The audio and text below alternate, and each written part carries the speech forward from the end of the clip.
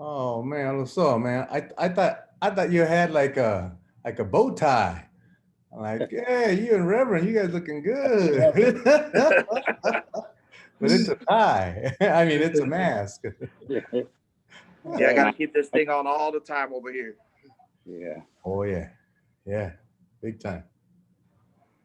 Well, with the numbers growing as they are in Utah, boy, we really got a big problem. We were never over 500. Now today I think it was 800. Oh, is that right? I Yeah, haven't seen today's numbers yet. been as high as 1,000. Yeah, man, we're getting that next wave and the next wave. Yeah. My sister died from it back in August, July and August. Oh, She was sorry to hear that. Oh, complicated from it. She was diagnosed on Monday, and the next Tuesday she was gone here in Salt Lake. 7 days. Yeah, Wow. Sorry about that. Oh, yeah, yeah.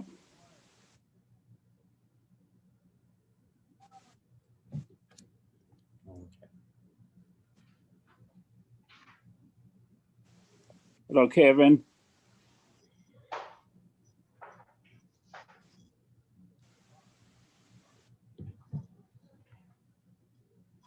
Hey, Pastor Davis, how are you? I'm great. How are you doing, Kevin? This is Stephen. Oh, Stephen. Oh, sorry, I could call you by the wrong name, Oh, Stephen. it's quite all right. It's all right. I was Kevin last week. Well, good to see you. How's the family? They're doing well. They asked about you. I told them I'd see you today. Good, good. Give them my regards. I will. I will. How is everybody else? Everybody's good. Carolyn's doing much better. She's back on in-house dialysis now instead of home dialysis, and she had gotten so weak that she couldn't stand up without help. But now she's regaining her strength and she's doing well again. We will definitely keep her in our prayers. Appreciate it. Appreciate it. You're welcome. You're welcome. She's on the transplant list. She already has a heart transplant. Now she's on the kidney transplant list. So Wow. hopefully we'll find a match. Yeah. Yeah. Let's hope.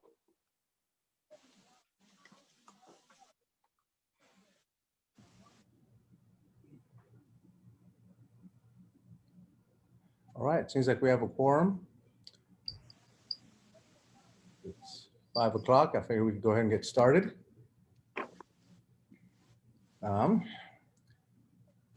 So there's a section here that I need to read regarding our the setting in which we hold these meetings. So if y'all could be patient with me. My name is Moises Prospero, and I will be the one that's conducting the meeting today. Okay? So the Core Commission of the Racial Equity and Policing Commission have determined that conducting these meetings at an anchor location presents a substantial risk to the health and safety of those who may be present at the anchor location. The World Health Organization, President of the United States, Governor of Utah, Salt Lake County Health Department, Salt Lake County Mayor, the Mayor of Salt Lake City have all recognized a global pandemic exists related to the new strain of coronavirus, SARS-CoV-2. Due to the state of emergency caused by this global pandemic, we find that conducting a meeting at an anchor location under the current state of public health emergency constitutes a substantial risk to the health and safety of those who may be present at that location. Therefore, all attendees will connect to the meeting electronically or by phone to learn how to listen or to participate with the opportunity or to participate when the opportunity is provided. Please visit our webpage at www.slc.gov/boards/racial equity and policy commission or call 801-535-7644. Coletta or Cindy, we don't have minutes to review today? Not today. Okay. Thank you. Yeah, thank you. So we'll skip that. Next, we'll move to the next item, which is basically looking at the Salt Lake Police Department training overview. We have Salt Lake City Lieutenant Yvette Zayas. Is that how you say it, LT? Or Zayas? However you'd like to say it. Hey, you're presenting, so you please correct it. How do you say it? I say Zayas, but my dad says Zayas. So that's why I Okay. say it how you Oh. want to say it. I'm gonna sound younger than Zayas. There you Unless your dad's around, then I'll say Zayas. go. And Detective Kyler Prettyman, they'll share the information of the current trainings provided by Salt Lake PD. Hopefully this content will be shared in the commission. Would also be the inclusion of mechanisms how the police department uses to reinforce practice and policy. I don't know if y'all remember last week, there was a question on how is practice actually connected to policy, and then as well as training too. So hopefully the LT Sergeant can provide some of that information. So it's all yours. Have at it. All right. I'm just gonna give you a run through some stuff. If you have questions, feel free to pipe up at any time. So we at Salt Lake City Police Department, we run our own satellite academy of the Utah Post training. So with Utah Post training, they require 586 hours to be certified as a Cat 1 or LEO officer. Included in this training, they provide, which they have increased over the years, mental health, which is 16 hours. They provide ethics, 13 hours. And then part of that is community relations. Conflict resolution, which is been titled many different things. Verbal judo, de-escalation techniques. It's all the same stuff, just somebody titled it differently. We provide law, 55 hours of law, scenarios, 32 hours of scenarios, where they're able to apply everything that they're learning in the classroom to real world scenarios that we provide for them. We utilize simunitions, which are like paintball, because obviously we can't use real guns to heighten that the scenario. It just makes them more aware of what's going on, because nobody wants to be shot with a paintball gun. I'm sure Marianne and Steve can account for they do hurt. And then firearms training, which is important, obviously, because every day we are going out there with a weapon on our hip, and that's 52 hours.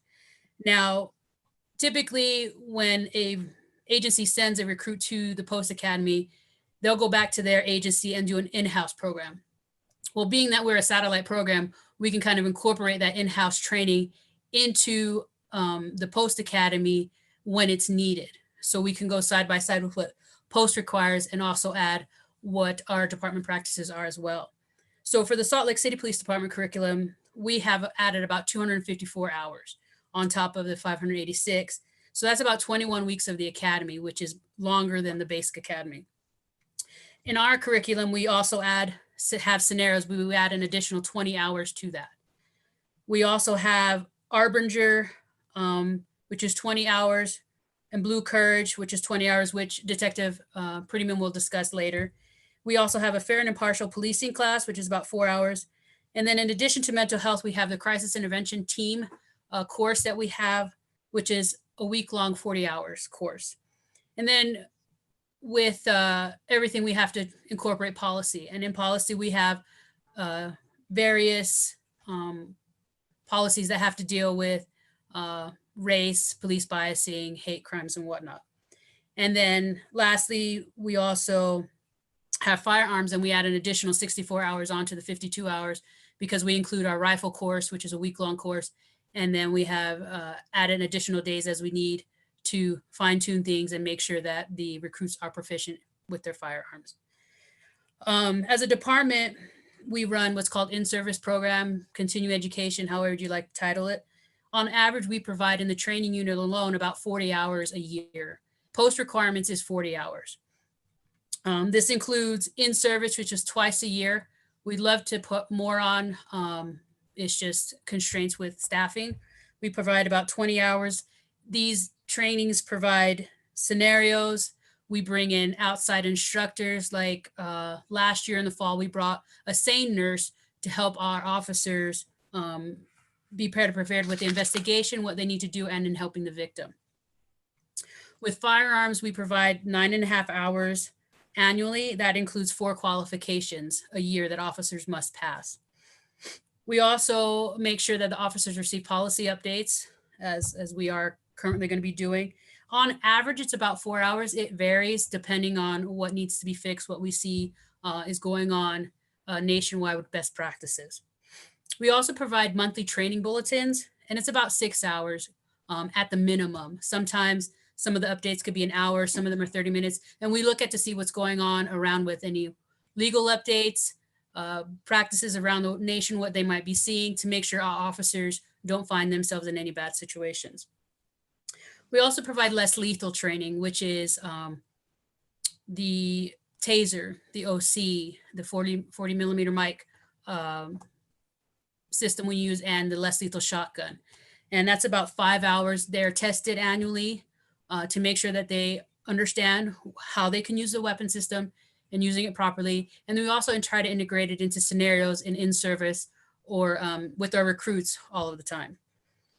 And then another thing that's beneficial with the police department is that we have lineups typically daily for every shift. And we actually even do it for detectives. And sergeants or supervisors will provide training. So at a minimum, it's about 6 hours average, and that's with a sergeant providing 15 minutes a month. That's 3 hours. So we just doubled it because that's the kind of training we're providing. Special trainings that the department provides is a Citizen Academy. Some of you may have heard about it. It's been going on. I was in the training unit as an officer back in 07, 08, and we were running Citizen Academies back then. And we had our neighborhood watch groups that they were mandatory to do it. And we always provided it to our CRB. On any civilian who worked or lived in Salt Lake City was able to attend this, granted they passed a background check. Back then it was about 7 to 9 weeks. Now it's a 5-week program, which Detective Prettyman and I have talked, we'd like to extend it. It's 2 hours a week of their time, and they kind of get the insight of how our department works, what we do, canine motors, use of force issues, stopping a vehicle. We put them through our TMI machine, which is a scenario-based machine. It's like a computer. So they'll see the scenario and we'll provide them the different weapon they might use, and they have to respond. They have to talk to the screen and making sure that they're doing the right actions. Next is Arbinger, and I'm going to turn the time over to Detective Prettyman. We can't hear you, Kyler. You're on mute. Yeah, I just got to get to the mute button. Sorry, I'm just punching my screen a bunch. So Arbinger is a company that's actually based here in Utah, and their entire focus as a company is to help organizations to get their people individually and as an organization to think with an outward mindset. Instead of thinking about how can I help me to be better, it's how can I help this community better? How can I help my organization be better? And what is my commitment to making everything work better? So we have about 10 instructors that Arbinger came out and certified as instructors to teach our entire department. And then we have been trying to work through the whole department to get them brought up on this. It's a 2-day course. It's 2 10-hour days. And the whole idea is to learn tools to recognize people, see them for people, see how their humanity, how we can impact their humanity and make their day better by being around them, and how we can help them reach the solutions they want to achieve. And it's all aspects of the community. It's the people we deal with on calls as officers, as well as in a situation like this where we're talking with you guys on the committee, is how can we get this committee to focus and see each other as people and try and make each other better. And then the other program that kind of goes hand in hand with it is called Blue Courage. Blue Courage is kind of like Arbinger, but specifically for police officers. And the idea behind Blue Courage is to get officers to remember why they became police officers, because it's easy for officers to become cynical, to become numb to what's going on around them, sometimes forget why we put the badge on in the first place. So the Blue Courage is also a 2-day program, and its goal is to remind us of the nobility of a police officer and how important it is to have high values and to have impeccable integrity and have courage and character and just kind of get us back to the roots of why we signed up for the job in the first place, and to help move past that cynicism that sometimes seeks in as we reach points of our career. The next one, thank you, Kyler. And just so you know, with those two courses, they've been offered over the last few years, and we are in the process of getting everybody in attendance. That's every employee, civilian and sworn, in the department. We were on task to get everybody certified. Well, not certified, but have completed the course. But COVID hit, which kind of put a wrench in everything. So as soon as things get cleared out, we are on a plan to provide it again. And we're developing a refresher course for that Arbinger course. The other course is Fair and Impartial Policing. It's an interactive training that is kind of based on Peelian values. Sir Robert Peel, I'm not sure if you've heard this quote. It's police seek and preserve public favor, not by catering to the public opinion, but by constantly demonstrating absolute impartial service to the law. The course is it's been kind of cut down to a 4-day course, but it kind of explains the differences between explicit bias and implicit bias. A good person can still have implicit bias. Having biases doesn't make you a bad person. And we kind of just explore that not only in our careers, but we also explore it on a personal level as well. It kind of helps officers take a step back and realize, hey, I might have a bias toward this. And that course is also something that's mandated by the department that we're still in the process of making sure everybody completes it. And we're creating a refresher course. When COVID hit, there's a national organization that put out a video about policing during the COVID crisis.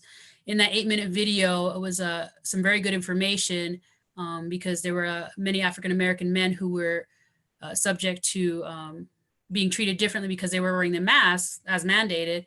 And so they just wanted to put a refresher out there for us to remember how to treat people.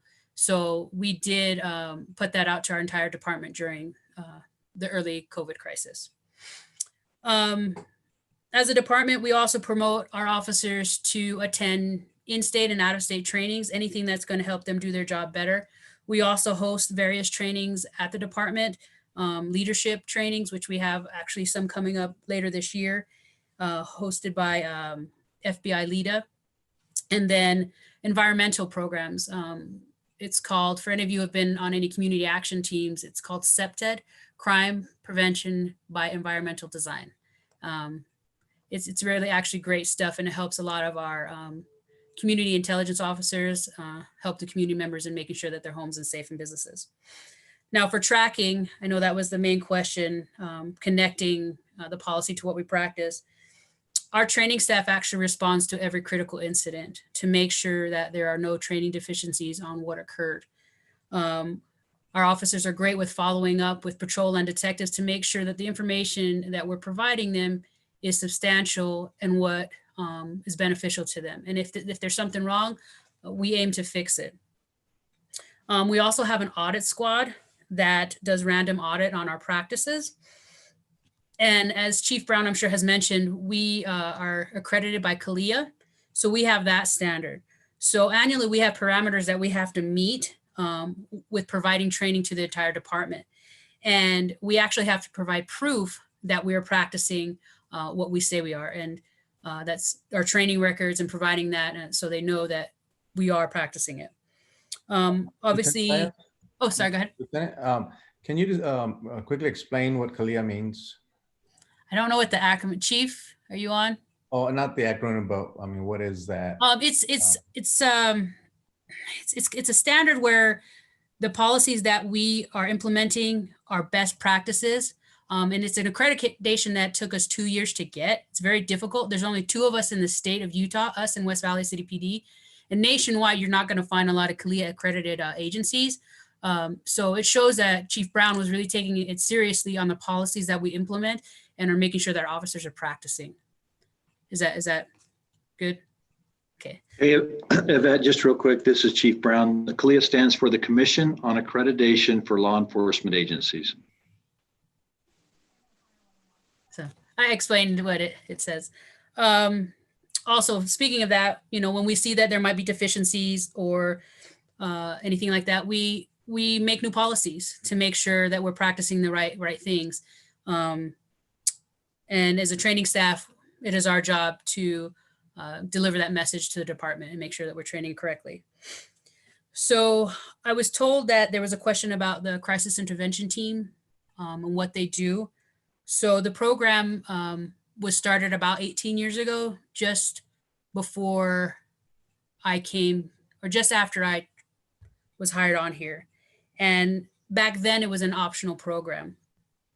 And what it does is it's a week-long course going into detail of how to deal with any mental health people, people who are autistic, people who are in crisis, schizophrenic. I mean, it goes into details. It tells you the type of drugs. They provide the questions to ask so you can kind of know which direction you might have to go with interacting with that individual.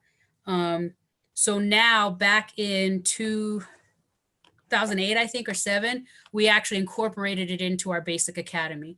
So at the end, they'll get the post information, but at the end, they'll get a week-long course so that they can apply all the tactics and investigative skills that they've learned as a recruit into dealing with these individuals. And they have scenarios throughout the week. And then at the end of the week, they have a half a day of scenarios where they go to like 8 different scenarios. And the role players are actually police officers who are certified as CIT. And we have civilians that actually come in from, I think it was NAMI, and there's another organization back then. And I know it's changed because I believe it's CIT of Utah now. There have been some changes in leadership there. But the training they provide is really good because you're seeing you're hearing and being reviewed from different people, a different perspective on how you're doing your job. Obviously, with law enforcement, safety is predominant for the individual you're dealing with and the officer. So, but about 75% of our officers are certified. We do get lateral officers that come into the agency, and we don't provide that for them. If we do have a class for the recruits, we do send it out and try to get people into the classroom to making sure everybody's on board. They have to attend 4 hours of training every 2 years to maintain their certification. And then we also actually have a unit of CIT detectives that they're dedicated to follow up on any mental health cases that officers are dispatched to. They provide our department training, making sure that they let us know what's out there. And then they also work with our social workers and our host officers in the community, dealing with them when they happen. And when I was a watch commander, we have some great detectives out there who you always heard them going out there taking those mental health crisis calls to get a step ahead on what we could provide for that individual. LT, may I Yes, ask sir. a question? So how does the CIT team, how are they referred? How are they connected when there's a crisis as compared to regular patrol officer that has CIT training? They get a little bit more in depth because they provide the training and they work hand in hand with the Metro CIT team in making sure that things are up to date and that we are being provided good information. On that. How are they connected to the actual incident, or do they go after the incident has passed and so they're kind of a follow-up? Or do they actually go when there's an incident happening? What will happen is if they happen to be on call and they hear the dispatched call, they'll go out to it and handle it, trying to get the services that the individual might need. They have more context than a regular patrol officer does. And then when the case goes into the system, into our report writing system, it'll get assigned to them so that they can make contact with the individual and any follow-up work that might need, getting the right help or making sure that they're okay. It's actually pretty intense. Some of it can be. So. And you mentioned there's a Metro CIT team? I believe it's a Metro CIT. The name has changed throughout the years, but there are several agencies that work together to make sure that we are delivering the message that we need to officers in Utah. Thank you. Mm-hmm. Any other questions? If I could make just a couple of comments, I attended the Citizen Academy and learned quite a bit about what officers are up against and what they're dealing with and how they respond. So it was a very informative session for me. And I would recommend that any of the commission members who are interested in knowing that they consider that as one of the options.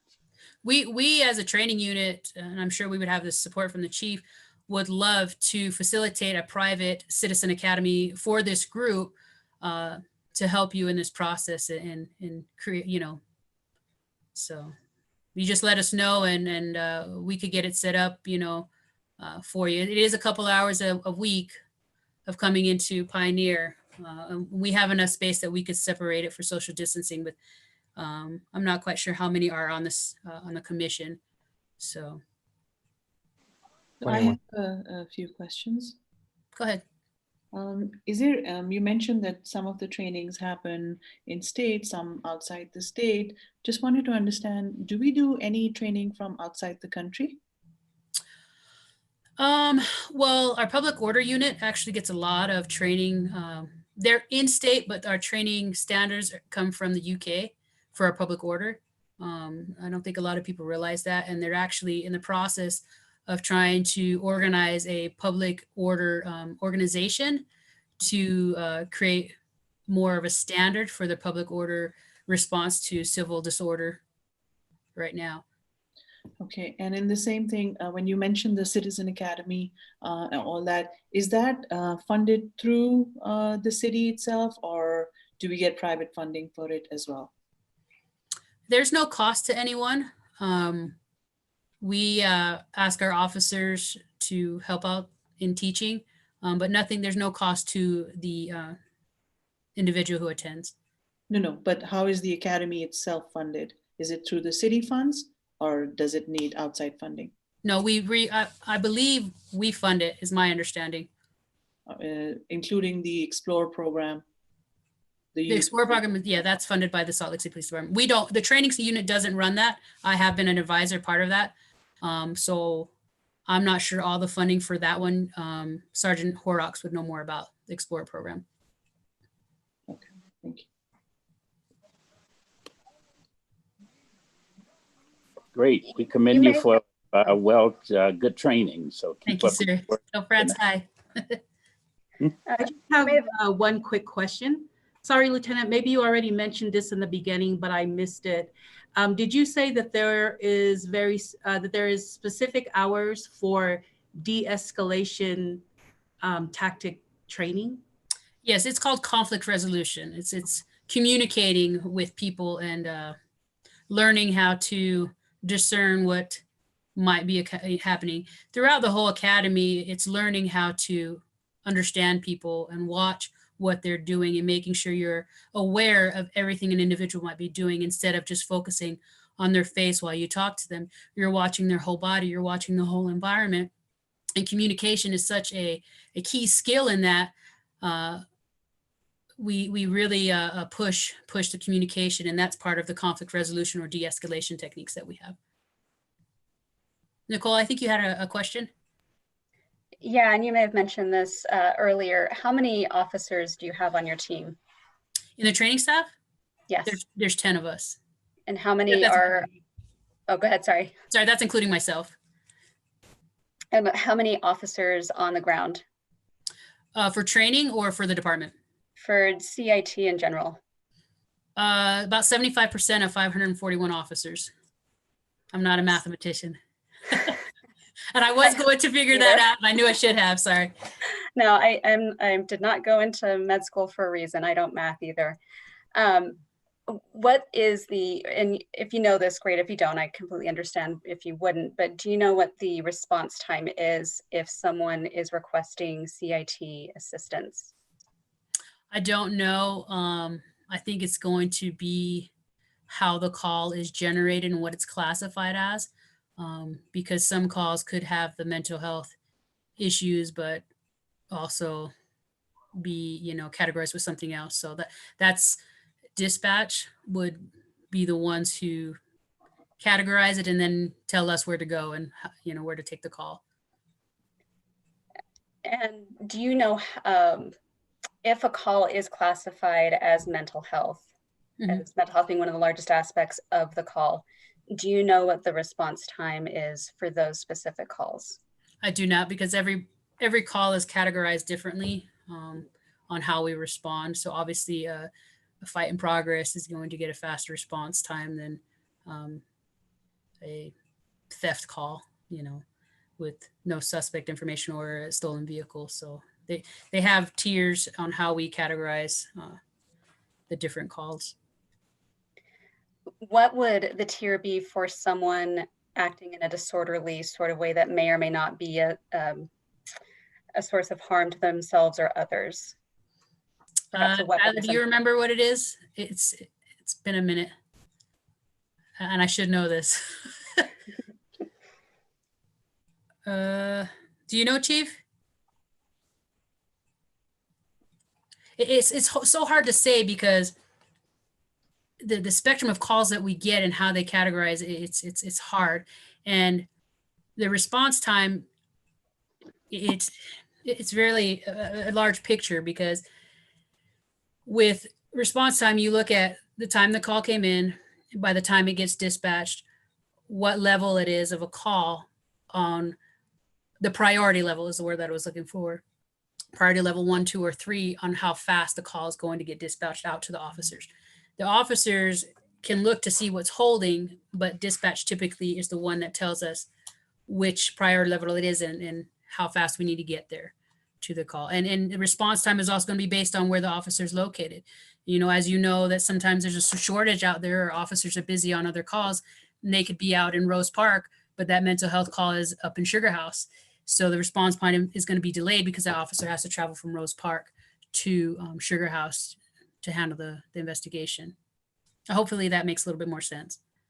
Yeah, just real quick, Lieutenant Zayas, you're absolutely right. And that's why Salt Lake City has made it a priority to have CIT in every academy, because we don't have the luxury of having calls, a team just waiting around. Everybody's got to be a CIT trained officer. And so when that call comes in, those officers most likely will be CIT certified. Now, if they needed, if they can get the situation under control and need further resources, they can call somebody out from the social workers and the other CIC, the CCC team. Mm-hmm. Yes, we have other ACE resources, the MCOD, and but the CCC and the social workers are our best resource. Do you know? Oh, go ahead, Marianne.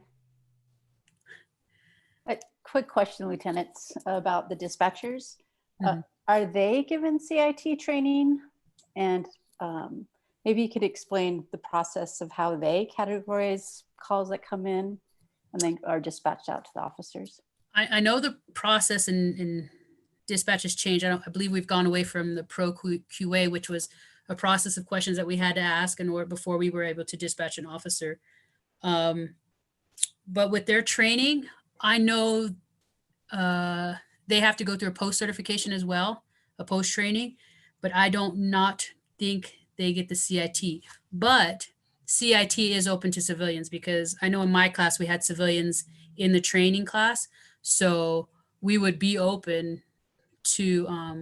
And that's a great point, Marianne. I think we should probably start including dispatchers in our CIT classes, especially the new dispatchers, because they're not going to have that experience. So I'm going to write that note down. You're still teaching me every day, huh? Yes, yes. Hey, one more question. So when after their initial CIT, the officers, they have to stay certified by taking an additional 4 hours of training. Mm-hmm. If they opt out and don't take that 4 hours, then they're no longer CIT certified, and they don't have to be. It's volunteer. Technically, Okay. yes. We want to provide the best training that we can and letting them know what's out there. Sometimes with the assignment, you may not have that ability to continue that training, or that officer might feel that they don't need it. Granted, they probably do, but sometimes an assignment can also be a factor in why they don't recert. Okay, thanks. Mm-hmm. Would you recommend that this should be mandatory? Yeah. And when all of this came out last week, I actually was in contact with the sergeant over CIT working on a refresher so that we can make sure that we're providing that training in an in-service or any other application to keep our officers on top of it. So that's my goal. And after seeing what's going on nationwide with the climate and whatnot, and what we've encountered in our own agency, as a training lieutenant, that's my goal, is to make sure that we're all where we need to be. And so that's why I reached out to Sergeant Stuck to get on board, you know, to take that step to making us, putting us at a higher standard than other agencies. Can I ask a question? This is Darlene. When a call comes in, say that it's a mental health crisis or someone that's in mental health, that's a teen or adult, does the call come in and the dispatcher say, we have a 13-year-old mental health crisis? Is it directed to a specific person, or is it whoever gets there first? Is there such thing as, hey, maybe so-and-so should go because they have more experience at this, or is it first come, first serve? I mean, how does that work? When an officer gets dispatched, they're all assigned a little area. So typically you'll want to send the officer that's responsible for that area, because they're going to be more familiar with what goes on there. Secondly, they're going to take the officer that's closest to assist that officer. The information that we get is what the caller provides us. So we're only going to have what they give us. That information is then given to the officer, and having been out there, we ask a lot of questions while we're going to the call, because we want to be prepared for what we might encounter, because it's still an unknown before you get there. And what's really happening, you won't know until you get there. And our job in nature is reactive. So we have to respond to what's presented to us in that moment. Does that help? I think I answered your question, but I want to make sure that you're satisfied with that answer. Yes, you answered my question. So I guess that goes back to the question of making sure everyone gets the same training. Yes, correct. And making sure they have the same level of training, because you never know who's going to get that call. Yes. And as trainers, we train to the lowest level to make sure everybody understands the information that we're providing to them. We don't want somebody to leave our training day not understanding what we were trying to accomplish. Right. Okay. Okay. And LT, the reason you said that you're at 70-some% rather than high 90s is because you have laterals, right? Yes. Can you explain what that means? A lateral officer is someone who comes from an outside agency and is hired by us. Like I was a lateral officer. Detective Prettyman wasn't a lateral officer. So we just decided to change agencies on who we work for. So we have the post certification. We just have to go through some in-house, which is learning how the department works and functions. And CIT is actually very intense to put on because it's a week long.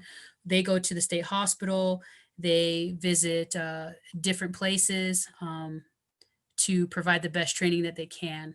So. Can I just chime in real quick on this? Because I actually just spent a little bit of time with our coordinator for the department today.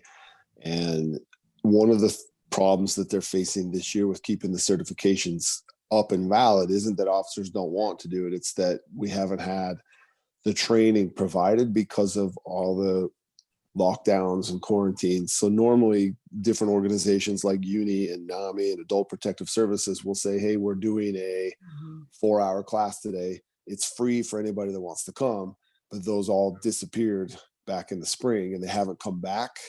And so that's part of why there's a little bit of a dip in some of our numbers, is because the 4 hours are not available at this moment to keep officer certifications up.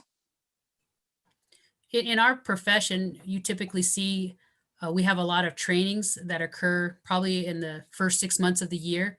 A lot of companies, I don't know what it is, but maybe try to get on all of our hours in before the fiscal year. But typically a lot of trainings come then, and with COVID, they're having to push everything back to September. I mean, back into December, we've had a lot of trainings move so that they can still provide it, but just not when they first wanted to. Final question, kind of along the same vein. So how then are officers assigned to specific regions and areas? They sign up for their beats. So when they sign up for the bid for what they're going to work for those 4 months, they actually Glendale is the District 1. So they'll sign up in District 1, and then they'll take a little area. 112 is the car number that they designated for that certain area. District 2 is going to be all the 200 cars. So every district has a certain amount of officers within it, and officers are able to sign up within that area knowing that's where they want to work. So they're responsible for District 1, but sometimes their really focus area is going to be a little bit smaller. So that's how they sign up for their assignments.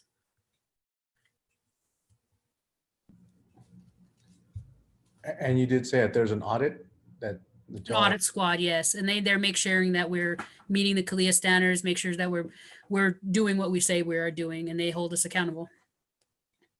When I first came to the training unit, July of last year, we learned that we need better training records, and now we're doing a better job of it. So, because we want to make sure that we're going above those standards. That's our goal, especially in the training units, to go above and beyond in what we provide. You mentioned a lot of trainings. I don't know if there's a way that we could get like a list of those, because this head doesn't.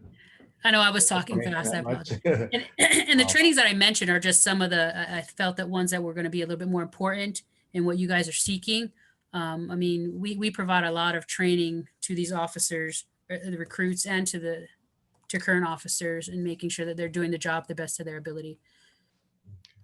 Does anybody else have any questions? Yes, Steve? It's good to see you. You too. I flinched a little bit when you said you were a lateral because we hated to lose you from our department. Salt Lake City is better off as a result. So just as an old trainer, I know that we always want more training, and there is that balance of delivering resources in the field and having officers in training.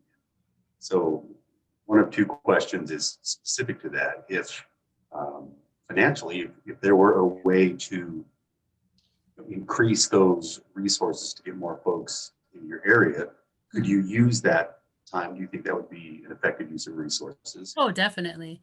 I mean, staffing is the biggest thing in being able to provide training. I mean, as a former trainer, you know how intense it is to train individuals when you do firearms, making sure your safety, putting together scenarios, having role players, and having a safety officer to make sure that you're doing everything right, to provide feedback, immediate feedback to the people.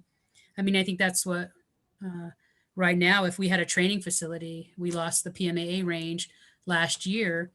So we've been using the airport range and since the merger, but you know, we could lose that at any time. So being the Capital City Police Department, you know, my vision is obviously not the money that we have, but if we could have a training facility dedicated just to the Salt Lake City Police Department, where we have, you know, buildings, a training city, an EVO course, a range. You're also going to bring outside agencies into this training facility to host programs, and we can provide more training to, you know, agencies all over the nation, even the world, by having something like that. I mean, you're looked at a little differently when you're the Capital City Police Department. We see, you know, the other agencies nationwide, and we're finally experiencing that here in Salt Lake City. Yeah, thank you. And then the other question, it's been an issue that we've discussed a little bit as a commission, and it's psychological support for officers, like so staff's well-being and mental health. Are you guys in a position where you provide some of your training support? We're trying. For our last in-service before COVID, we actually had a peer support block for officers, a 5-hour block that we were going to provide for officers to make sure we were addressing it. Officer wellness is big in our agency, and with any agency, you have things you need to fix, and we're working on fixing it and making it better for officers because we hear the cry. I'm a member of our officer wellness team, and I think it's very important that we still address that. What's unique about our unit is we are the only group that sees every officer in this department multiple times a year. So we observe a lot, and we want to make sure that they're okay. And then I did not hear the name of your simulator. What It's a TI machine we have. I don't know what the TI technology. It's an older system. Obviously, everything's moving to VR, virtual reality. We actually, Taser just provided us with some virtual reality glasses that we just recently received to utilize for training. So we're trying to figure those out and see how we can use them in the best application. But a few months, last year, at the end of the year, we actually talked with a VR company, and it's just expensive. We would love to go that route because that's where training is going. I mean, you can see it, you can hear it, and that's going to create all those senses of being in there because we are so visually driven. The VR systems are just ideal, but they're very costly right now. And as in time, with technology, it changes, things will be more affordable. But in law enforcement, we're a little behind the curve when it comes to that because we don't have the funds to provide training like that. Excellent. Thank you all. You're welcome. Anybody else have any more questions? I guess I should have told you about myself before I just jumped into everything. Just so you know, I have 22 years of law enforcement experience. I started my career with Marianne and Steve with the sheriff's office, and then I came over to the city in 2001. During my career, I've had a lot of fun. I was at COP when I was with the sheriff's office, community-oriented policing unit. I was assigned to Taylorsville. And then when I came here, I was on the downtown bikes, riding around, having fun. And then I did SWAT. I was a SWAT operator for some time. And then I was as a collateral, and then I was a full-time SWAT operator running different scouts and operations. And then I, right before Charlie Square, I went to the training unit, which I loved, as an officer, helping facilitate 5 basic academy classes and running in-service program for the department. And then my true passion was, I was a school resource officer at West High School for 4 years, and that was probably my best job, and I didn't want to leave that, but I was getting promoted to sergeant, so I was in the community intelligence unit, and I was responsible for District 5 and District 7, where I worked with Mayor Mendenhall during that time. During that time, there were a little bit of changes. We had our Metro Division for a little while in the Rio Grande District area. When I was promoted, I was a sergeant down there. And then we changed to be the bike unit. So I got to supervise the bike unit, which was fun. That was when Rio Grande was really busy. And then I got pregnant with my twins, and I had the opportunity to work in internal affairs as a temporary assignment. And then they took me full time. So I had a lot of experience there, saw a lot of different cases, and that was an eye opener. I really learned a lot about policy in that position. And then I was promoted to lieutenant a little over 2 years ago. I was a watch commander. I mostly stayed on the west side. I apologize. I'm just comfortable there.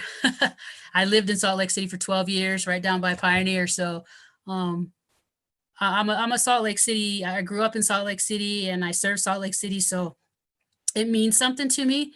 I apologize. I take a lot of responsibility for the training that we put out to these officers. So that's me in a nutshell. All right. Well, I'm glad to hear you like working on the west side, because that's where I'm at. Yeah. All right, yeah. Thanks for that explanation. That was I should have started helpful. off with that. Sorry. Little nervous. No. I tell you what, I forget all the time. Anything else? Anybody else? Think we're good? I had a quick question. Oh, yes. Yes. I was wondering if when they are training the officers, is there a way we can shadow while the officers are being trained?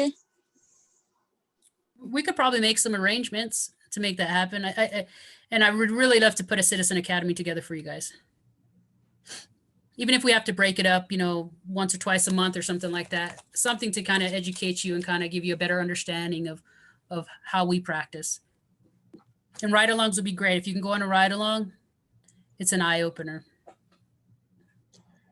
And I think that'll be part of one of the items that we'll eventually get to. We were supposed to talk about it today, but we're not going to be able to. But that may be a part of the discussion, the Sons. So thanks for bringing that up. Did you have something, Nicole, or am I just reading into? Okay. She's thinking there. Yeah. Well, thank you so much. You're very welcome. Thank you for having us. We appreciate it. Yeah. LT Sergeant, thanks a lot. And we may end up giving you all a holler again. We look forward to it. Thank you, guys. All righty. Bye. So next, we'll go ahead and move on to a discussion about the MCOT, the Mobile Crisis Outreach Team, and their training efforts. I think we have Stella Stenser here, who's an LCSWDE with the MCOT behavioral. She's a behavioral supervisor, and hopefully will talk to us about some training. I don't see you. Are you? Oh, there you are. Okay. Yeah. So please, you're on. Okay, thank you for having me. It's always nice to go second or third because you can see what other people do and then take notes and say, okay, let me tell you about myself first. I have been with MCOT, Mobile Crisis Outreach Teams, for about 2.5 years. It is part of the Crisis and Diversion Services with UNI. The primary job that we do is we go to people's homes, the tracks trains, the libraries, nursing homes, shelters, anywhere we're needed, we'll go. I have some statistics for you just to kind of give you an idea. 85 to 90% of all our calls are successfully diverted from the emergency to the emergency department or an inpatient hospital stay. So our primary goal is to serve the community and divert from those services. So they're costly for the patient. It's also a very scary process. So we want to de-escalate the clients and then hopefully give them resources, make a connection with them, build a relationship with them. The other statistics that I'd like to give you, 75% of the calls for MCOT received are for adults and 25% are for youth. On average, community response time to arrival on scene for the MCOT teams that serve the Salt Lake County is 20 minutes. And again, if we're in Salt Lake City and we get a Harriman call, it might take a little bit extra time. We do have an office in Redwood, which cuts down on some of the time. So we're located in 2 spots. Then 38% of the requests are from parents seeking help for their children. This year, 15% of the calls have required law enforcement intervention or support, which means 85% of all the outreaches that we get called to are just mobile crisis.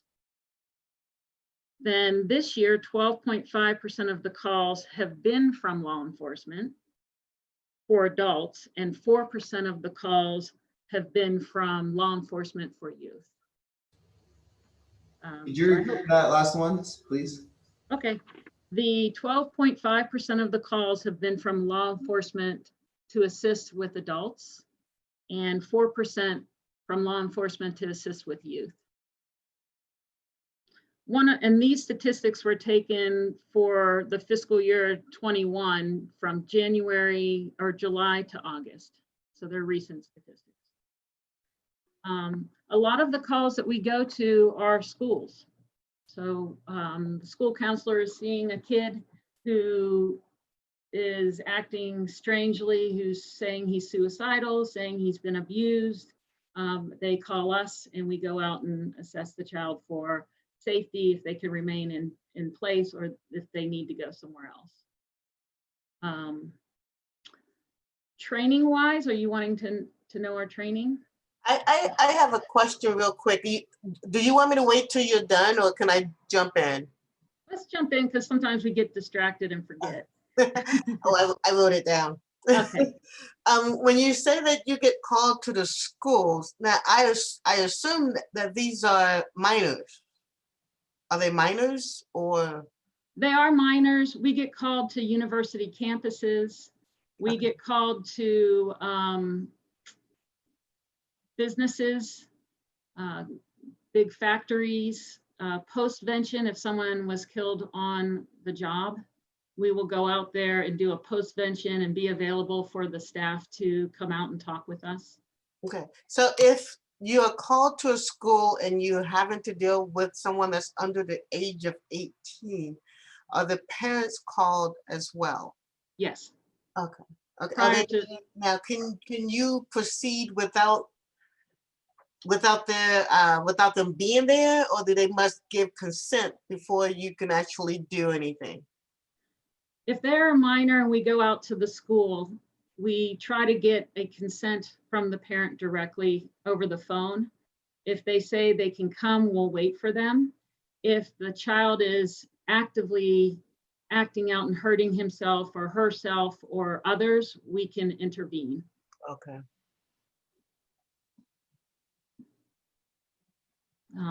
One of the biggest things about MCOT is to, once we get called on scene, if we need the police to come with us, they will clear the scene and make sure it's safe.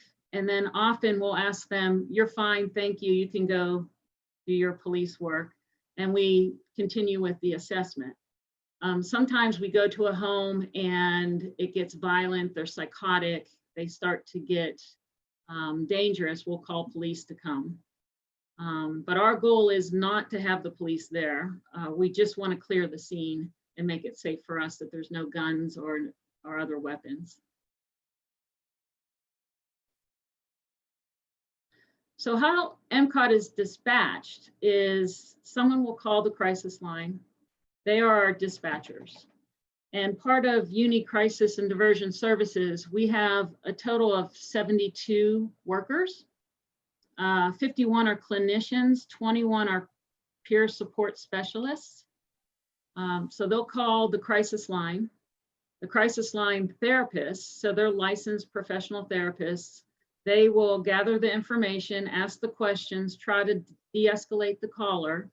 But after about 15 minutes, it's still kind of high acuity, they'll dispatch MCOT if the caller would like us to come out. We also have the opportunity to do telehealth. So if they want us right now and they're in Harriman, we can do a telehealth. The MCOT team is a licensed professional social worker, CMHC. We have lots of experience, lots of seasoned workers. We are accompanied by a certified peer specialist, and they are people who go through training, are certified as a peer specialist. They have firsthand knowledge of substance abuse or mental illness, either themselves or family members or loved ones or close friends, so they can experience it. I can't tell you how great that works. We will be talking to people all over and they go, well, you don't know what it's like to be in an inpatient unit. And I'll have my peers say, actually, I do. Or you don't know what it's like to be addicted to meth. And I'll have, a peer support specialist say, actually, I have been addicted to meth and heroin. The peers have to be mentally and substance-free, mental health stable for 2 years before they can be on our team. And I just did the wrong thing is I didn't tell you my background. So the next speaker, they can do that right. I have 29 years as a licensed professional social worker. I got my master's degree at NYU in New York City. The reason why I wanted to go there is it's a great school, but I wanted to get a lot of action and see a lot of mental health and mental illness and substance abuse. I definitely had that. It was a great experience. I then worked for the Medical University of South Carolina for 17 years and the Drug and Alcohol Commission. I've worked inpatient, outpatient, the emergency room, on the streets with crisis teams, you name it, I've done it. Child, adolescent, school, social work, I've done it. MCOT is a great team. I could tell you when we go out and there's a CIT officer, we can tell the difference immediately. The CIT training just seems like they're skilled with having that patience and taking that time. There's just a huge difference. Right away we can tell. And so we work together. We have lots of experience working with the police department.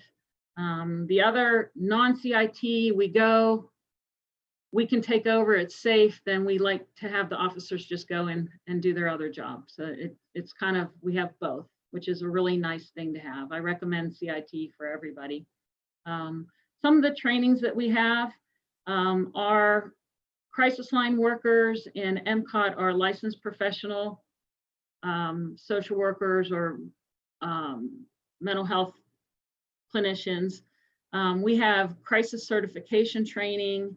We have crisis response training. We have zero suicide and trauma training. We have CALM training, which is, I haven't had that yet, but I wrote it down. Counseling on access to lethal means. So we have a lot of training. We're trained as mental health officers. The clinicians who have more years in their field can train and be a designated examiner. That's the DE piece. And with the university, we're just constantly training, constantly. We have an educator with crisis and diversion services who make up training programs that we all have to take. So it's just a constant training process. Do you all have a formal relationship with the police departments, or is it more informally, like they'll call you when they need you?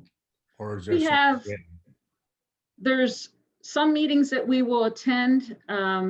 I try to reach out to the police departments, different police departments.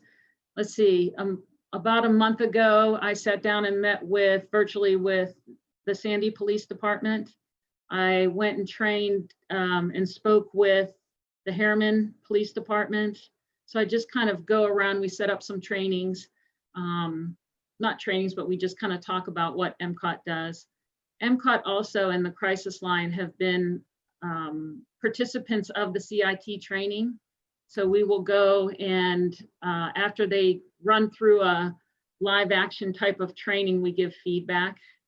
And then we also bring our peer support specialists to have lunch with the officers and kind of let them talk about their story, because people who are down and out and homeless, maybe addicted, do have a life after that once they go through rehab or get stable with their mental illness.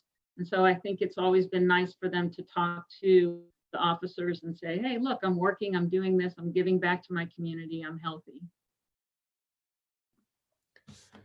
So you don't really have a formalized relationship with the police departments, besides that one part that you said where there was training where you guys could come and assist in that. Yes. No, totally separate. Right. Okay. Any questions so far with MCOT?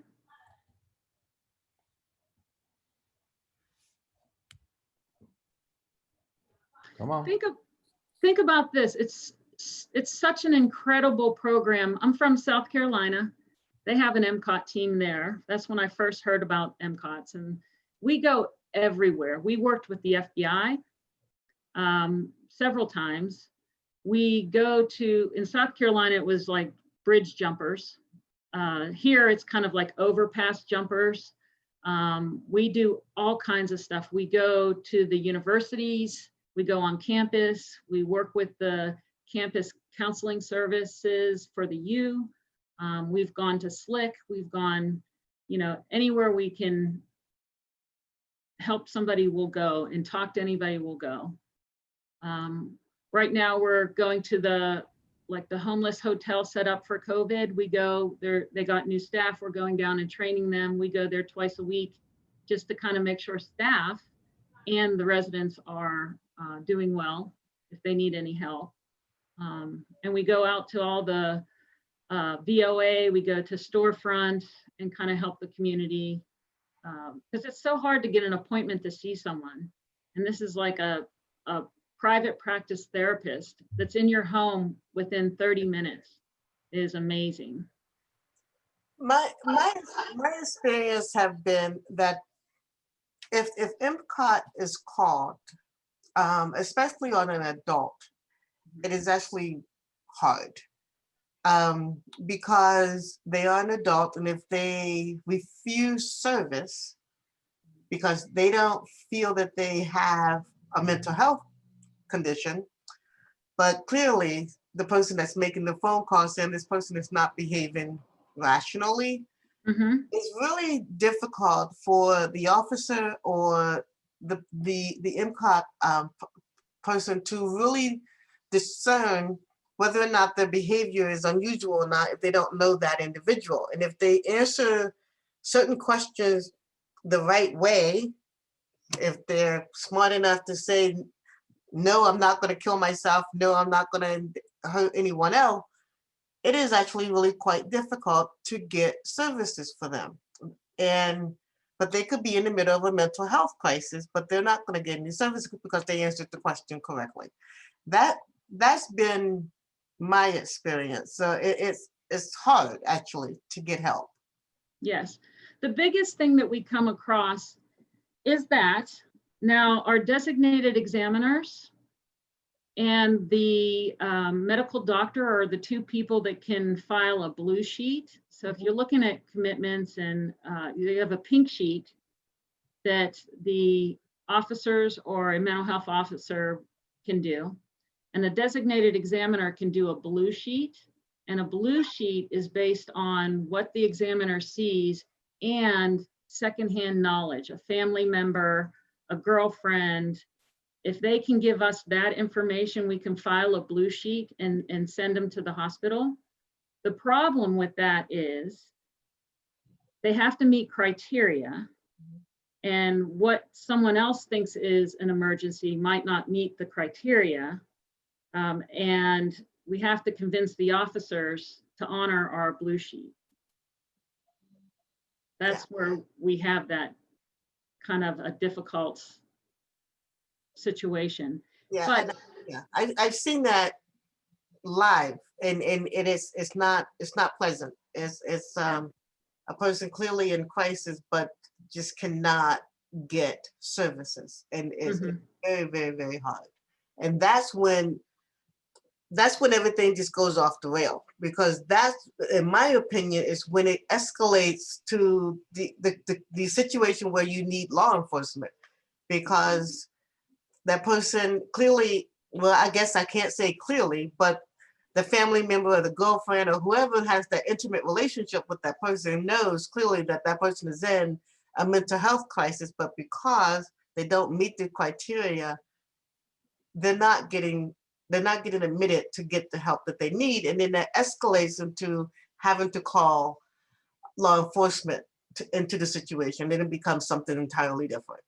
Yes, you're right. And with MCOT, we have the Uni Receiving Center, and we could pink sheet somebody. Well, they'd have to meet criteria, but they could go to the receiving center, which is 23 hours. So it's below an inpatient stay. and they can stay there up to 23 hours at no cost. If they have insurance, they bill that insurance, and see a medical provider. They'll look at their medications and kind of see if they need stabilization. After watching them for 23 hours, if they meet criteria at that point, they will then admit them to the hospital. But it is difficult if they don't meet criteria. And some people we see, we would go, yes, we'd love to get them inpatient. It would be great, but they don't quite meet that criteria.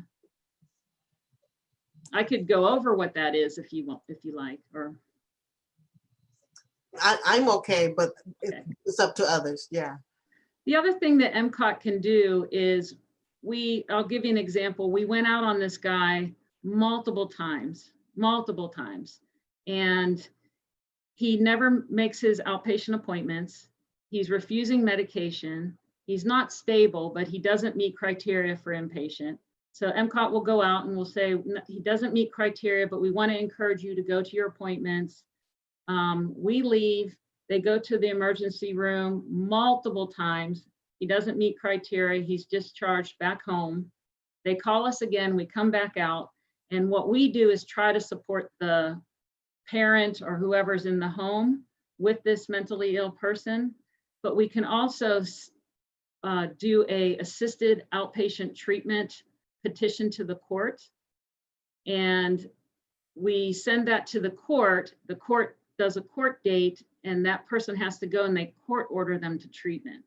So if he then doesn't want to go to his appointment, with a court order, the police can take him to the appointment. So that's something that MCOT can do as well.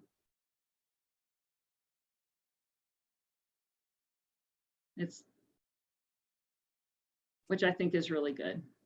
What does it take to get to that point? Is it multiple calls? To get an assisted outpatient? Yes. Yes. So this guy probably has been to the emergency room 8 times, all in multiple different emergency rooms. Doesn't meet criteria, so he's discharged home. We probably saw this family 6 times, and he continues to not want to go. He's so paralyzed by his anxiety. He's not psychotic. He's not suicidal, but he's not functioning.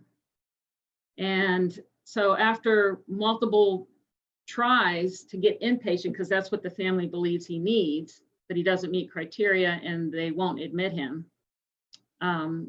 we look at it and we staff it and we say, let's go with an assisted outpatient treatment petition to the court.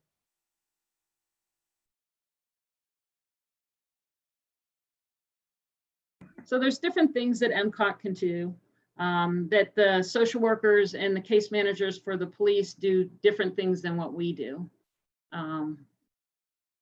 But we're very busy and we're available to the community. Anything we can do to help. Again, we're constantly training on suicide and crisis work. And currently our team is very, very seasoned with 20+ years of experience with each clinician. We have like a couple new ones, but it's pretty amazing. How are you funded? Where do you get your funding from? So we are funded, I have that here, I'll just read it. So currently it's funded by legislation appropriations, county dollars, and encounter-based reimbursements from various payers like Optum.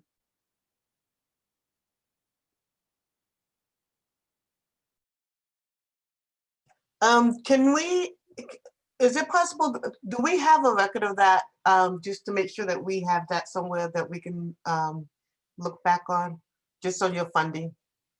I think I sent an attachment, and in the last page it has that. Okay, excellent. Okay, thank you. I also sent this, I don't know if you can see it. Yeah, I can see it. Okay, and it also shows like a warm line and a crisis line.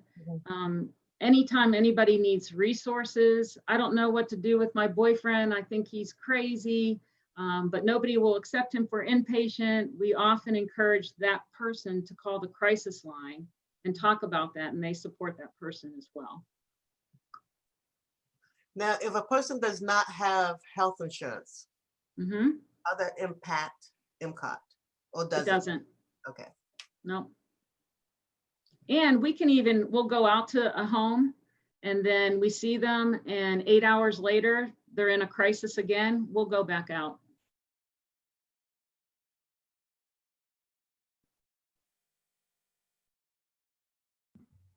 Great. Wow, sounds like that's a lot of services. You provide a lot of intense services. Yes. A lot of experience in your staff. Yes. And part of what we do in training for burnout, because I think this type of work is just with the police and with MCOT's crisis line, the university has a resiliency center and that we could go to. We have supervision monthly individually with each clinician and peer, and we are on the floor and available at all times. Great. So they can staff as they go. Well, thank you, Stella. This has been very informative. We may also hit you up later on if we have more questions. Absolutely. Please reach out to me. And, thank you for what your committee is and your commission, and the police. Thank you for all the hard work that you're doing. And let's keep communicating with each other. Thank you. Okay. Bye. Take care.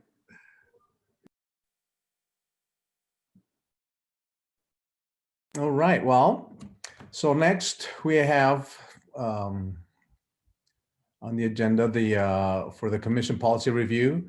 There's a couple of things there. One is the Salt Lake Police Department SRO, the school resource officers, as well as individuals with disabilities. I think that was brought up last week as well.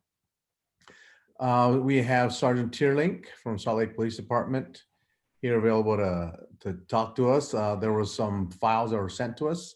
One was the agreement between Salt Lake School District and Police Department for their school resource officers. That's their MOU that they have. And then there's also the settlement agreement with the Winston case as well. Sergeant Tierlink, you want to chime in and chat with us?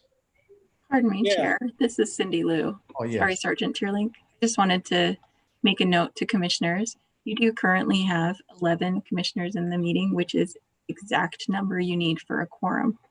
It is advised by the attorney that you should probably end the meeting if you lose, if more than one drops off in the next little bit.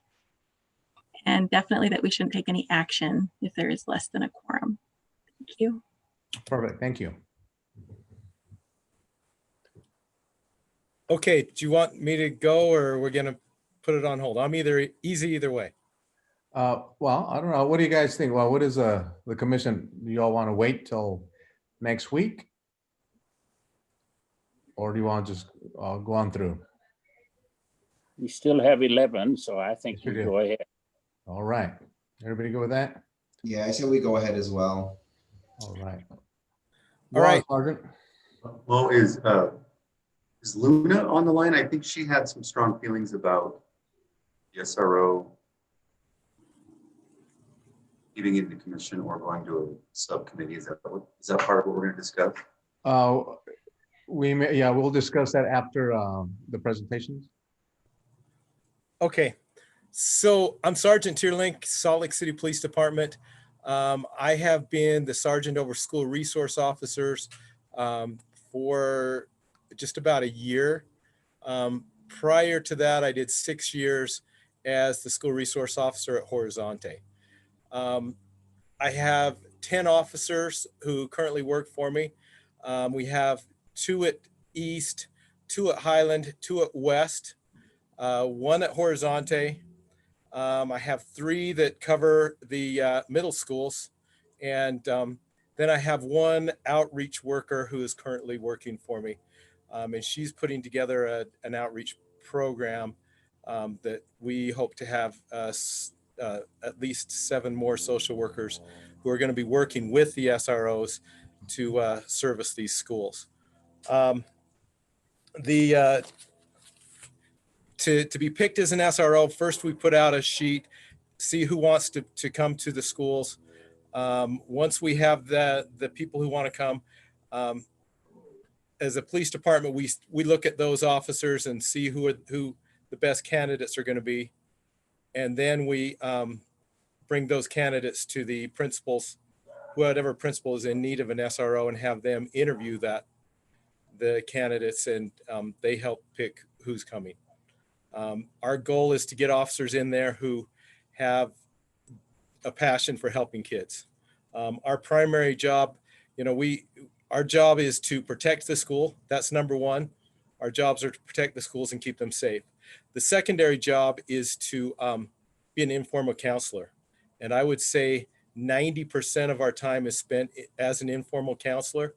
Over the past 7 years, we have reformed what school resource officers do and their job description. When we put our guys through training, to be a school resource officer, there's the implicit bias training, of course, and the school to prison pipeline, talking about that, the disproportionate minority contact, and then also all of my officers need to be familiar with the school's MOU. They need to be familiar with the Winston ruling, all the police policies regarding juveniles. And so they know what to do and what we want to be involved in, what we should be involved in, and what we should not. Like I said, in the last 7 years, we've reformed the police work. There was, in 2013, school resource officers at all of the schools were arrested about 500 students. We have dropped that down in recent years down to right around 60. So we've cut that by 80%. And those 60 students that are getting citations each year, those are not, my officers aren't out there actively looking, trying to, what we call on view. They aren't out there looking for kids to give tickets to. All of those are ones that the school administration has brought to us and said, hey, we've been working, we need police on this call. So the things that we take action on are if there's going to be damage to school property, if there's serious bodily injury, if there's a threat to the school, typically things like tobacco, truancy, and even alcohol, we will confer with the school, with the administration, but that is usually handled by school administration, not by us. Even fights, most of the fights school administration will handle, because a lot of them are mutual combat, a lot of them are minor, and we want to do everything we can to keep these students out of the juvenile justice system. So I will open it up for questions. Commissioners, y'all have any questions? One of the issues that I hear about school resource officers is that they tend to focus more on the minority kids than they do on the majority. What's your response to that? I would say not in Salt Lake City. I know my officers, and I know that they go to great lengths to treat everybody the same. For example, there's different diversion programs that we have out there, and we, like peer court and things like that, we go to great lengths that everyone who is involved in it, depends on what the situation is. So for example, if they're involved in marijuana, it doesn't, if they have marijuana on them in a school, we make a decision. Okay, is everybody who has marijuana in the school, they all either get tickets or all of them get sent to school administration. We go to great lengths to make sure that that does not happen. I can't speak for anything outside of Salt Lake, though. Thank you. The other question that I wanted to ask is the MOU different at each school, or is it the same at all of the high schools? The MOU is the agreement for all of the schools, the high schools, the middle schools, and the elementary schools. The MOU is signed between the Salt Lake City Police Department and the Salt Lake School District. Okay, thank you. A big part of my officers' jobs are frequently the principals don't understand what we can and cannot do, and they're administration will frequently try and get us to get involved in things that we shouldn't be involved in. You know, like school discipline problems. You know, a kid flips the teacher off and walks out, and the first knee-jerk reaction is, where's the SRO? We want them to take care of it. And my officers are very well trained to know that's not our problem. That's, you know, the problem is cops. We want to help everybody. We just want to help. But there are things that we should not be involved in. And school policies is one of them.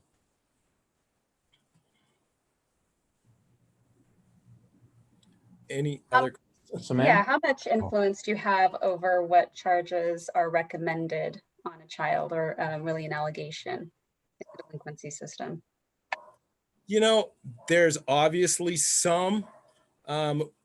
Typically, my officers try and do the minimum of charges that we can, because these kids are students. You know, there are times when we have to charge. If somebody is, if somebody starts a fight and someone else is seriously injured, we have to charge them.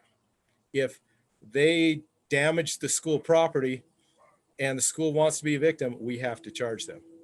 But we're not out looking to try and push the most that we can possibly do on these students, because at this point, we want to keep them out of the system. If we can keep them out of the juvenile justice system, it's a win for everybody. So yeah, we do have some influence, but we try and keep it as low as we can. Do you have any data on how often an officer recommends an allegation with a gang enhancement? You know, I don't have the exact data. I do not recall in the last year any of my officers doing a gang enhancement. I know in 6 years at Horizonte, I never did a gang enhancement. That's more something that the officers, you know, on the street are going to be doing. Yeah, we typically try to keep all of that enhancement stuff out. Do you have data on how many children of color are in the schools? And I know there's data on how many children of color are in contact with the SROs, but do you have any data on what the percentage of the population of children of color were? I'm sorry, I do not. I have no idea. Thank you. I really like your idea of trying to keep the kids in school. And I think one of the worst things that we as a community does is kick kids out of school when they really need school, probably more than not. In fact, at the prison, I'm told that a large percentage of the prisoners there are there without having much formal education. So I want to commend you for that, and I appreciate that idea. Well, I will tell you, most of my officers, the way we do business in Salt Lake is most of our time is spent finding kids who are having trouble, kids who aren't showing up to school. Like right now, there's tons of kids who just have disappeared since COVID. And so my officers are spending time, the school will give them names and says, hey, this kid hasn't shown up. He's fallen off the map. Can you go look for him? When we are in session, I know I spent most of my time knocking on doors, talking to parents and saying, hey, your son hasn't been to school in 2 weeks. How can we get him back in school? Any kid that we can help get graduated is a kid that we may not have to deal with as a problem in the future. The kids, we build relationships with these kids where they will contact. I know when I was in Horizonte, if a kid a lot of my kids, if they got in trouble by the principal, they wouldn't go to the office. They would come get me, and then they would take me to the office so I could be their advocate, because they knew that I was looking out for their best interest. The other place where the school resource officers really help is later in life. When we run into these kids, it can really defuse a situation as a police officer. I had one not that long ago where a big old fight downtown. I was a sergeant, my officers are in there. There's 50 people surrounding my officers. I showed up and it's like, Doug, you know, the kids there were my kids from Horizonte, and it just diffuses them. You see a kid running down the street, and if you call out his name and say, "John, get back here and talk to me," it makes, you know, it really helps, and the kids appreciate us, and don't feel like we're out to get them in any way. They feel like we're their advocate in a lot of ways. Sam, it seemed like you had a question. I did, thanks. I have a couple of questions. You mentioned that SROs complete required training. The MOA stated before the beginning of each academic year. Does that mean it's yearly, or once they complete the training, they can become an SRO, but it's not every year? We have yearly, yes, we have yearly training. Yearly, we need to go through the MOU and just remind all of us what that is all about. Because being an SRO is different than being a beat cop. When you're a beat cop, you're out there looking to try and stop crime before it happens. As an SRO, we're out there looking to be, to help these kids. And so we try and remind them what that training is every year, and what we do as SROs. So that, yes, we have that every year. What is the policy of identifying students who have an IEE plan? To have, I'm sorry. An IEP plan, individualized education plan, or identified as with a disability or a mental health issue? You know, the district is not going to come to us and say this kid is has a plan. That acronym changes, so I never know what it is. But when I was there, it was a special ed plan, and they don't come to us and say these kids have these. But when you're in the schools, you get to know the kids and you understand what kids have special needs and what kids, how you can help them versus, you know, if they just called the police for a problem at the schools and you just get 2 beat cops, they don't know these kids and they don't know who might need special help. I mean, like I say, it's great to know the kids. If a kid runs from you, I always used to tell them, hey, they'd say, what would you do if I did this and I ran from you? Would you chase me? I'm going, why should I chase you? I know where you live. When you get home tonight, I'm going to be sitting on your couch, you know? So but back to your question, we generally know the kids that are having trouble and they know us, which is really helpful. I'm really interested too in more of the demographics and data that Commissioner Salazar Hall had addressed earlier. And I don't know if that can be provided at another time. And I'm really interested in the MOU said that throughout the year, the performance of SROs are evaluated. So I just kind of wanted to learn more about that process and what that evaluation was. That evaluation is done by me. And I take that evaluation, I look at my SROs, the first place that I look at is, are the schools happy with them? Is the school administration, are they working well with administration? Are there complaints from administration? That's the first place I look at. The other place I look at is I go to on the job and I'll meet with them at the school. You can learn a lot by walking around with an SRO for even just during his lunch period. Are the students saying hi to him? Does he know the student's name? He or she, does the SRO know the students, and do the students know them? And that evaluation, we do an evaluation every year. We do a write-up on all of our officers. And I believe that the 10 SROs that I have right now are 10 of the best officers in the department. Thank you. I appreciate you answering those questions. Thanks. Anybody else have questions for Sergeant Teerlink? All right, Sergeant, thanks a lot. All right, thanks. Yeah. I know we had spoken last week about possibly creating a commission, subcommittee, but because Luna's not here, I would prefer to wait till next week so that we could have a better discussion, and then we can actually do the roll call and document if people are for or against a subcommittee. Is that okay? Sounds good to me. It sounds good to me as well, Mr. Darlene. Sounds good. All right, we'll go ahead and do that. Sound like, Nicole, it seemed like you're shaking your head, yes. All right. And we have this letter from the Disability Law Center. I don't believe we have anybody talking specifically on that, but I think Nicole, did you bring this up?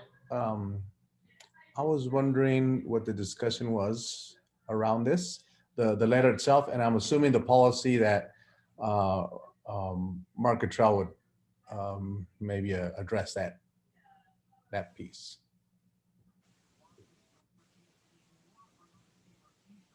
I can't hear you, Nicole. I thought this was from last week's discussion on the policy regarding interactions with people experiencing mental health issues. And I believe Andrew Riggle with the Disability Law Center was present last time, gave some comment.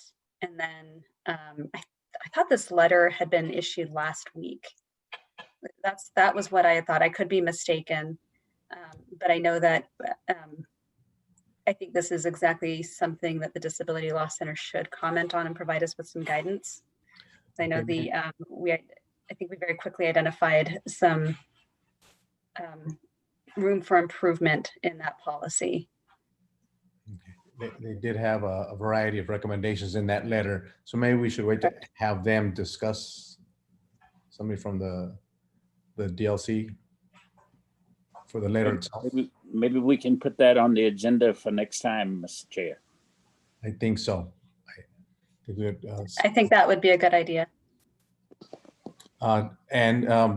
Do we want Mark to talk to us about the policy, or should we also wait for all that to be moved towards next week? I think we move the whole item. All right. Yeah. Hey, Mark, are you willing to push that back to next week? Certainly. All right. I know you had it all memorized, but one more week, man. I'll have to relearn it all over again for you. All right, let's go ahead and do that then. And then next, we could have open discussion. Does anybody have anything that y'all would like to bring up that we don't have specifically on the agenda? Nothing burning? Yeah, this is just a recognition of what happened in Louisville today. I would be remiss without just saying her name, Breonna Taylor. I just felt the need to do that. Thank you. Thanks for the reminder too, to keep that on our minds. I think we also ought to remember what the city mayor of Mendenhall and Chief Brown has done regarding the shooting of the mental health client here in the city. So just acknowledge that they're working on that. Yeah, thank you, Reverend. That's good. Okay, I think we'll go ahead. We had next the partner pair program that we're going to discuss, but the chief asked if you could push up to next week at least. Needed some more time to bring these models together. And so I think I recommend that we move it. I mean, somebody threw that task on the chief without looking at his schedule. I don't know who would do something like that, but Chief, you okay to push it for next week? Yeah. I just wanted to say, Commission, I've given this a lot of thought and I've talked to a lot of different people. I think what I'll do is, I know we started with 6 commissioners and now we added 13 more. So we're right around 20. I would like to get a group of officers from different races, genders, generations, ethnicities, creeds, from all different assignments within the department, and command staff, sergeants, officers. I mean, you can see the value of somebody like Lieutenant Zayas that she brings to these conversations, and I'll put that group together. I think what I'd like to do is have it work with you, and we can talk about and make the assignments, and then you can have a primary officer under whatever discipline or assignment or whatever your interest might be, or wherever your questions might lie, so that you can talk to them. And then maybe every 30 days we'll rotate, but that doesn't mean you can't talk to that your initial officer. But I think as we progress through the work we're doing here, that you'll meet one officer, then you'll meet two officers, and then you'll get three officers, and we can move them as quick as you'd like. But that's kind of where I'm thinking of going, if that's kind of in where you want to go with it. Okay. I'll come back next time and talk. I just want to make sure that we're talking all 19 commissioners, right? Okay. For those who would volunteer, this would be a definitely volunteer basis. Yeah, So yeah, there are some that absolutely. may not want to, or some that may feel comfortable more in groups rather than individual. So, Yeah, yep. yeah. So great. Yes, just that's enough information for us to kind of mull over it during the week, and then next week we will look forward to something more concrete. That'd be great. Thank you, sir. Oh, thank you, Chief. And paired with that was also the Pew study that Commissioner Shiflett had brought to our attention. So it's kind of tied with that and on creating a possible study in Salt Lake PD. And Chief was very open to that, but she's not here also. So I'd like to also push that for next week as well. Okay. And so now, some standing items. Hopefully we'll have some good news from David Littbeck on our facilitator search. Thank you, Mr. Chair, Commissioners. Happy to be here. We are this close, pushing very hard to have the contract signed and the facilitator. My goal, no guarantees, but my goal is to hopefully be able to do a formal introduction with the facilitator next week. The contract is almost completed, just a couple of things working through with the facilitator, and then the formality of getting it signed. But it's coming along really well, and so hopefully next week we'll have the facilitator on board. All right. Any questions?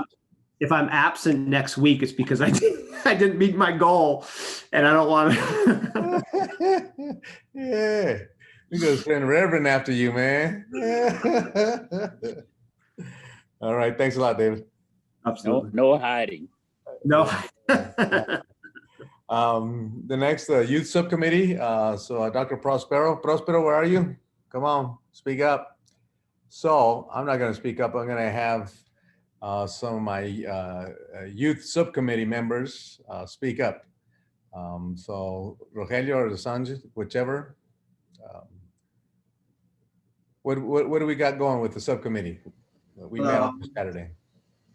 So just something we wanted to mention for the possible pairing with polices. A lot of us would feel more comfortable in group settings instead of one-on-one with police officers, just because of our previous experiences. And, you know, we just want to start off somewhere where we're all comfortable. And if we have a safe space, we'd like to get more kind of information on the demographic on kind of the police department. I know they sent some things over, but we kind of want more things revolving around like who's in like beat cops, what's their demographic looking like, SRO's demographic, and everyone else is kind of separated, so we can see that better and understand that separately. We're taking down the police policies and we're breaking it down into chapters as divided in their index, and we're going to kind of review over those policies. This last Saturday, we chose 18 specific policies to kind of go over and discuss this Saturday, so we can see what we're thinking and how to progress them and how to address them here in the commission if we have any concerns or any problems with any of that in specific. But that's where we're at. Next week, Mahir, Tadessa, and Ephraim Kam are going to be the youth representatives for the following 2 weeks. And then after that, it will be another set of group would be MJ and Lizada, MJ and Lizada after that. But that's where we're at currently with the commission on the youth one. All right, all right. Thank you, Rogelio, making my work easy. Mr. Chair, the University of Utah's football program is interested in being involved. So perhaps the youth in some way could reach out to them. I don't know if there's an age cutoff or not, but last 2 days ago, they had a rally up at the Capitol of the University of Utah sports, whole area of sports. So they are interested in getting involved. Okay, hey, Rogelio, can you put that on the agenda for Saturday? Yeah. Who was it? The University of Utah football team? University of Utah sports that includes basketball, football, primarily football players, but the whole University of Utah athletic department. Perfect. Yeah, we'll have a chat about that and see where we move from there. We'll probably reach out to you, Reverend, to get some contact. Great. I'd be willing to help. Thank you, sir.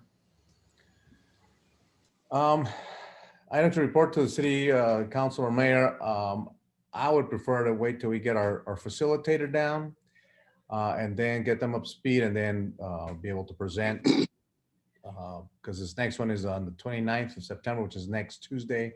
I think we should still wait till we get that facilitator in. I've seen some nods. All right. So now for the grand ending here, get this word. Where's that word?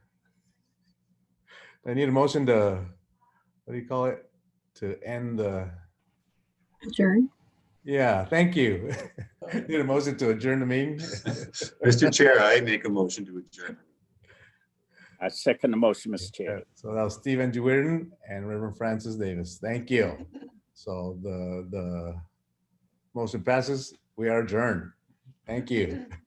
And I'll see you for commissioners in just a bit. Thank you.